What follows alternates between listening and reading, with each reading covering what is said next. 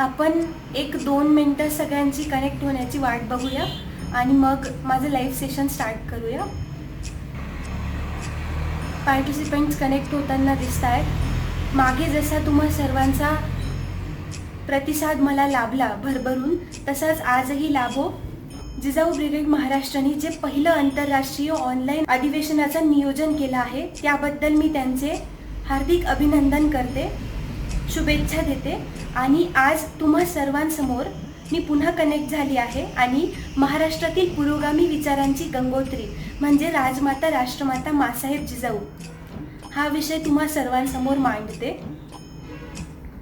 आदिशक्ती आई भवानी या आदिशक्ती आदि मातेचं वात्सल्य, मांगल्य आणि पावित्र्य माणसाच्या रूपाने जन्माला आणणाऱ्या राजमाता राष्ट्रमाता माँसाहेब जिजाऊ, उभ्या हिंदुस्थानाचं आराध्य दैवत छत्रपती शिवाजी महाराज आणि स्वराज्य रक्षक छत्रपती संभाजी महाराज यांच्या पवित्र स्मृतीस अभिवादन करून मी महाराष्ट्रातील पुरोगामी विचारांची गंगोत्री म्हणजे जिजाऊ माँसाहेब तुमच्या समोर मांडते.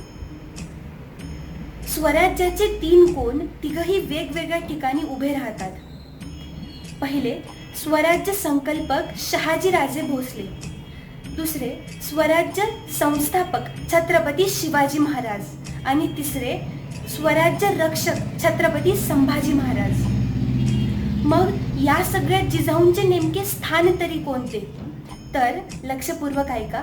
या तिघ कोणांना जोडणारी एक समान पवित्र अशी रेष म्हणजे राजमाता राष्ट्रमाता माँसाहेब जिजाऊ. जेव्हा स्वराज्य संकल्पक शहाजीराजे भोसल्यांबरोबर जिजाऊंचा विचार केला जातो तेव्हा त्याग आणि समर्पणाची अशी एक मूर्ती म्हणून राजमाता माँसाहेब जिजाऊ आपल्या सगळ्यांसमोर उभ्या राहतात. जेव्हा स्वराज्य संस्थापक छत्रपती शिवाजी महाराजांबरोबर जिजाऊंचा विचार केला जातो तेव्हा समर्पणाचं आणि प्रोत्साहनाचं एक मूर्ती म्हणून राजमाता राष्ट्रमाता माँसाहेब जिजाऊ या आपल्या समोर उभ्या राहतात. आणि जेव्हा स्वराज्य रक्षक छत्रपती संभाजी महाराजांबरोबर जिजाऊंचा विचार केला जातो तेव्हा वात्सल्याची मूर्ती, दुधापेक्षा साईचं जास्त अप्रूप वाटणारी आजी, त्याच वात्सल्याचा कमंडलू घेऊन, त्याच वात्सल्याचा पवित्र कलश घेऊन आदर्शाची वाट दाखवणारी आजी आपल्या समोर राजमाता राष्ट्रमाता जिजाऊ म्हणून उभ्या राहतात. लखुजी राजे व म्हाळसा राणी यांना लाभलेले हे कन्यारत्न. जेव्हा लहान वयात मुली भातुकलीचा खेळ खेळण्यात दंग असतात त्यावेळेस माँसाहेब जिजाऊ तलवारीची मूठ घट्ट धरण्यात दंग होत्या. लहानपणापासून जसे जिजाऊंनी त्यांच्या वडिलांचे लखुजी राजे जाधवांचे पराक्रम पाहिले, थोर असे पराक्रम पाहिले, ते बघत असतानाच परकीय सत्तांचे जे सरदार होते, मुघलांचे जे सरदार होते, त्यांचे रयतेवरील अन्याय, अत्याचार, स्त्रियांच्या जी अब्रू लुटली जात होती, मुलींचा लिलाव केला जात होता, शेतकऱ्यांना तर कोणी कैवारीच उरला नव्हता, माणसं जगण्यासाठी मरत होती आणि मरण्यासाठी जगत होती, असा हा भीषण काळोख सगळीकडे पसरला होता. या महाराष्ट्राच्या उरावर या परकीय सत्ता थया नाचत होत्या. हे सगळी जी परिस्थिती होती ती जिजाऊ लहान वयापासूनच पाहत होत्या. नुसतं बघत नव्हत्या तर त्याच वेळी त्यांना वाटत होतं की एक असा कर्तृत्ववान वीरपुत्र या महाराष्ट्राच्या भूमीत जन्माला यावा ज्यांनी हे सगळे जे दुष्ट कर्म आहेत ते नष्ट करावे. काही वर्षांनंतर जिजाऊंचा शहाजीराजे भोसले यांच्याशी विवाह झाला. 2 पवित्र जीव, पवित्र आत्मा एकत्र आल्या. दोघींचे ध्येय एकच होते. दोघींनी एकच संकल्प केला, तो स्वराज्य निर्माण करण्याचा. आणि राजमाता राष्ट्रमाता माँसाहेब जिजाऊंनी आई भवानीला साकडं घातलं. एक पराक्रमी, शूर, तेजस्वी असा पुत्र आमच्या पोटी जन्माला येऊ दे, जो स्वराज्य निर्माण करण्याचे धाडस ज्याच्यात असेल, असं साकडं जिजाऊंनी आई भवानीला घातलं. आई भवानीला जिजाऊंचं हे मागणं पूर्ण करणं भागच होतं, कारण आई भवानीचंही ध्येय हेच होतं. कारण तिचा धर्म बुडत होता, तिची मंदिरं तोडली जात होती, तिच्या मूर्ती फोडल्या जात होत्या, तिच्या या पवित्र भूमीत आया बहिणींची अब्रू लुटली जात होती. मुलींचा लिलाव केला जात होता. शेतकऱ्यांना तर कोणी कैवारीच उरला नव्हता. माणसं हाडाची काडी आणि रक्ताचं पाणी करून जगत होती. तिलाही असा कर्तृत्ववान तेजस्वी वीर पुत्र जन्माला घालायला एक कर्तृत्ववान आशावादी आईची गरज होती. आणि जिजाऊंच्या रूपात आई भवानीला अशी एक आई सापडली. आणि 16व्या शतकात शिवनेरीवर एक तारा चमकला. जिजाऊंच्या पोटी सिंह जन्मला. मी तर म्हणेल अशा वाघिणीच्या पोटी हा सिंह जन्मला. पुढे हाच सिंह रयतेचा वाली झाला, ज्याच्या हातून अवघा महाराष्ट्र निर्माण झाला, स्वराज्य निर्माण झालं. इथे हेही नमूद करावेसे वाटते, आई कशी असावी याचं अगदी जिवंत, ज्वलंत, कीर्तिवंत आणि मूर्तिवंत उदाहरण म्हणजे आपल्या राजमाता, राष्ट्रमाता माँसाहेब जिजाऊ. आईच्या कर्तृत्वातच मुलाचे भाग्य लपलेले असते. आजकालच्या मातांना, स्त्रियांना डोहाळे लागतात ती चिंच, बोरं, पेरू, आवळा खाण्याची.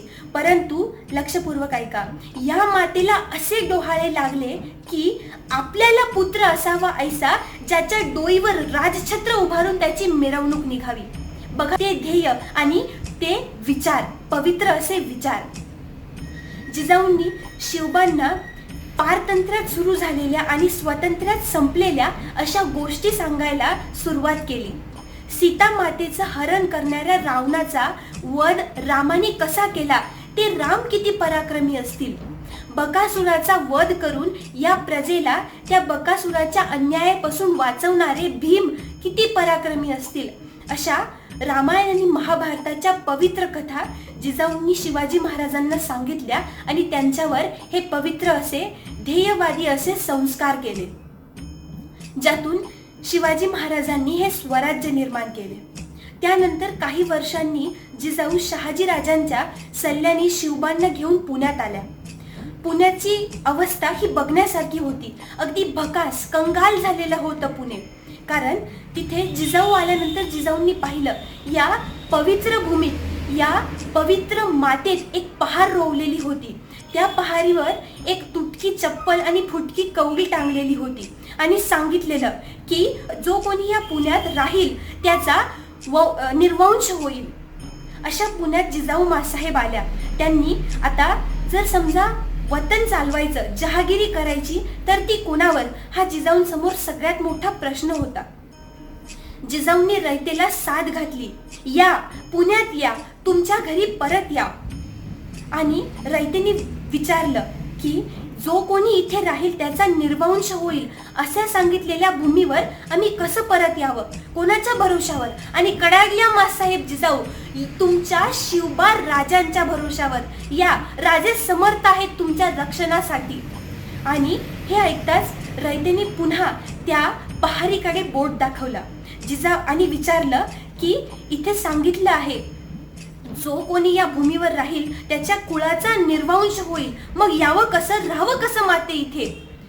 जिजाऊ हे ऐकताच सर्र दिशी पुढे आला.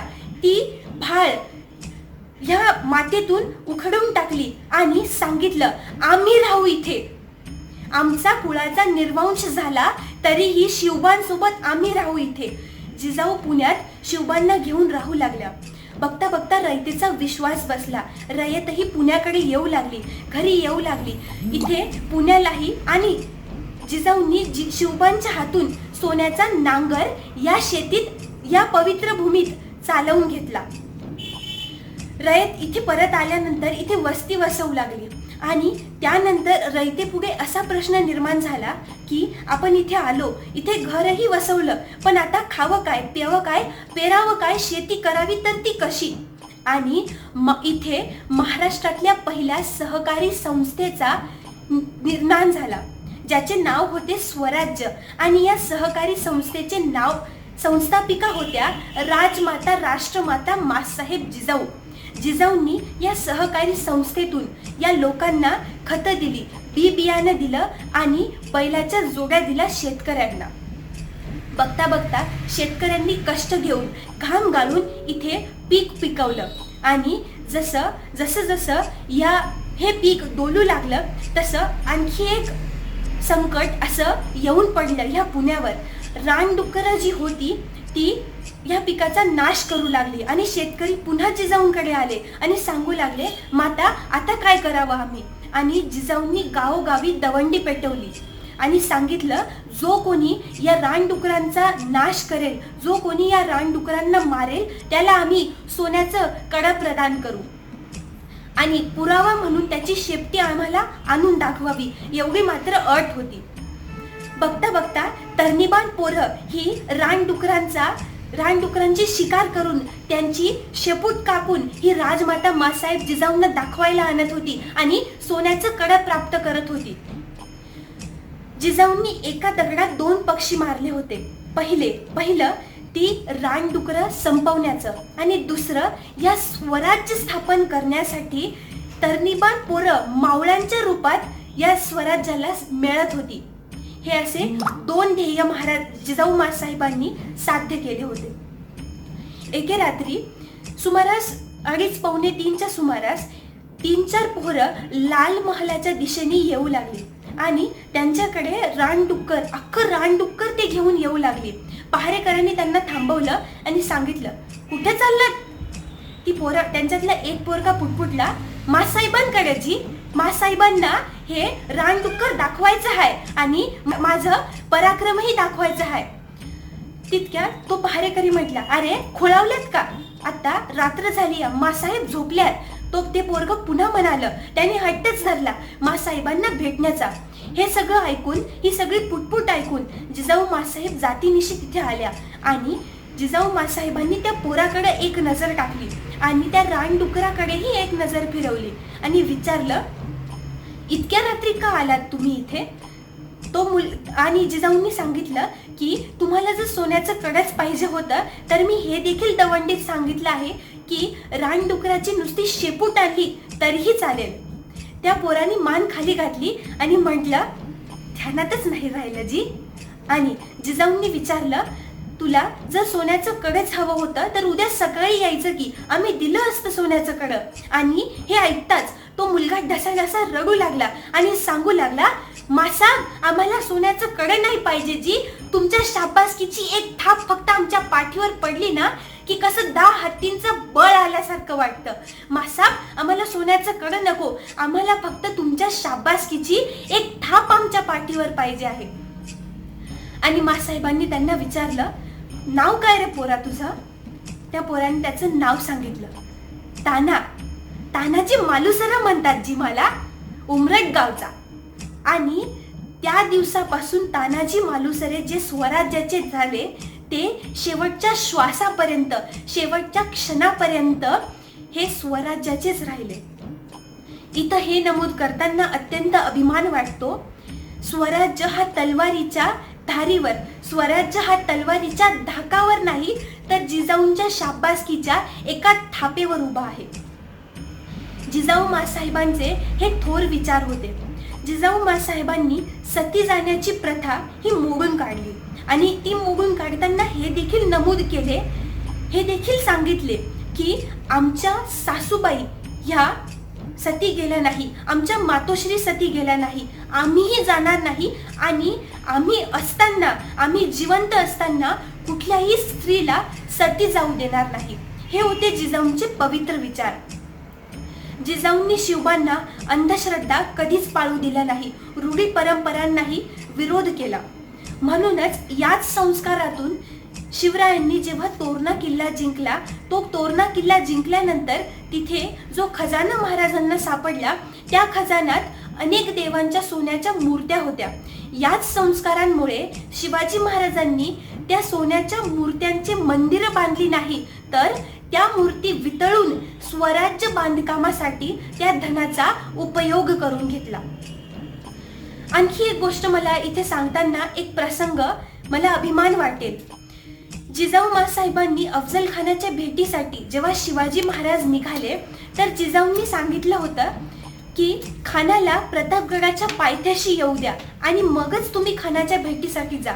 यामागेही जिजाऊंचा एक विचार असा लपलेला होता आणि जिजाऊ मासाहेबांनी नुसतं सांगितलंच नाही, त्या स्वतः खानाच्या भेटीसाठी गेल्या, खानाच्या छावणीत गेल्या आणि खानाला आमंत्रण देऊन सांगितलं की तू प्रतापगडाच्या पायथ्याशी ये. जर खान प्रतापगडाच्या पायथ्याशी आला नसता महाराजांच्या भेटीसाठी, तर आज इतिहास काही वेगळाच राहिला असता आणि महाराजांनी जे यश प्राप्त झालं खानाचा वध करण्याचे, तेही कधीच साध्य झालं नसतं. महाराजांचं हे ध्येय. शिवाजी महाराज खानाच्या भेटीसाठी जेव्हा निघाले, त्यानंतर जिजाऊंचा त्यांनी आशीर्वाद घेतला आणि 2 पावलं पुढे गेल्यानंतर महाराजांनी जेव्हा जिजाऊंकडे वळून पाहिलं, तेव्हा जिजाऊ म्हटल्या, शिवबा, घाबरलात का? काळजी करू नये. जर या प्रसंगी तुमचे काही बरे वाईट झाले तर आम्ही बाळ शंभूंना गादीवर बसवून स्वराज्याचे हे ध्येय, हे स्वप्न पूर्तीस आणू. काळजी करू नका. अशा वाघिणीचा तो छावा होता. असे मासाहेब जिजाऊंचे पवित्र असे विचार होते. जिजाऊ मासाहेबांनी हे राज्य फक्त रयतेसाठी निर्माण केले आणि जिजाऊ मासाहेबांनी आम्हाला पहिल्यांदाच स्वराज्य हा पवित्र असा शब्द दिला. जिजाऊ मासाहेब या कुठल्याही जाती धर्माच्या नव्हत्या. त्या फक्त रयतेच्या होत्या, कष्ट करणाऱ्या शेतकऱ्यांच्या होत्या. जिजाऊ मासाहेबांच्या विचारांचा आणखी एक पुरावा मी तुम्हाला देऊ इच्छिते. पुरावाच म्हणेल मी. राज्याभिषेकाचा जो निर्णय जिजाऊ मासाहेबांनी घेतला, तो फक्त मासाहेबांचाच निर्णय होता. त्यामागचेही त्यांचे विचार हे अत्यंत थोर होते. जिजाऊ मासाहेबांनी असा विचार केला की राजदंड आणि न्यायदंड वापरता यावा. स्वराज्य जे निर्माण केले आहे त्याला ओळख मिळावी. मुसलमान पद्धतीची लेखन पद्धती संपवून मराठी पद्धतीची लेखन पद्धती अंमलात आणता यावी. शिवराई आणि होन अशा 2 मराठी मोडीतली नाणी ही अंमलात आणता यावी. शिवराज्याभिषेक शक ही कालगणना सुरू करता यावी आणि परकीयांना जो स्वराज्याचा वाटणारा जो धाक आहे तो तसाच राहावा, म्हणून जिजाऊंनी शिवरायांच्या राज्याभिषेकाचा निर्णयही घेतला होता. अशा होत्या राजमाता, राष्ट्रमाता मासाहेब जिजाऊ. शेवटी एवढाच म्हणेल, जिजाऊ तुमच्यामुळे आम्हाला जाणता राजा मिळाला. जिजाऊ तुमच्यामुळे आम्हाला जाणता राजा मिळाला. स्वराज्याचा खरा अर्थ तुमच्याचमुळे कळाला. जिजाऊ, स्वराज्याचा खरा अर्थ तुमच्याचमुळे कळाला. माता म्हणून प्रेमळ होत्या, राजमाता म्हणून शिस्त. माता म्हणून प्रेमळ होत्या, राजमाता म्हणून शिस्त. महाराष्ट्राच्या भाग्याची फक्त तुमच्यावरच होती भिस्त. महाराष्ट्राच्या भाग्याची फक्त तुमच्यावरच होती भिस्त. जहागिरी कारभार आणि किती जबाबदाऱ्या होत्या. जहागिरी कारभार आणि किती जबाबदाऱ्या होत्या. त्यातही स्वराज्याचं देखणं स्वप्न तुम्ही पाहत होत्या. त्यातही स्वराज्याचं देखणं स्वप्न तुम्ही पाहत होत्या. पेच प्रसंग आला तरी तुम्ही डगमगल्या नाही. पेच प्रसंग आला तरी तुम्ही डगमगल्या नाही. संकटांचा सामना केला, नुसती चिंता केली नाही. संकटांचा सामना केला, नुसती चिंता केली नाही. नेहमी श्रेष्ठ माता असते आणि मातृभूमी. नेहमी श्रेष्ठ माता असते आणि मातृभूमी. स्वराज्याचं तोरण बांधून शिवबांनी आम्हाला दिली हमी. तुमच्या विचारांची थोरवी सगळ्यांनी गायला हवी. तुमच्या विचारांची थोरवी सगळ्यांनी गायला हवी. आमच्या माता भगिनींनीही जिजाऊ व्हायला हवं. आमच्या माता भगिनींनीही जिजाऊ व्हायला हवं. जय जिजाऊ, जय शिवराय, जय शंभूराय.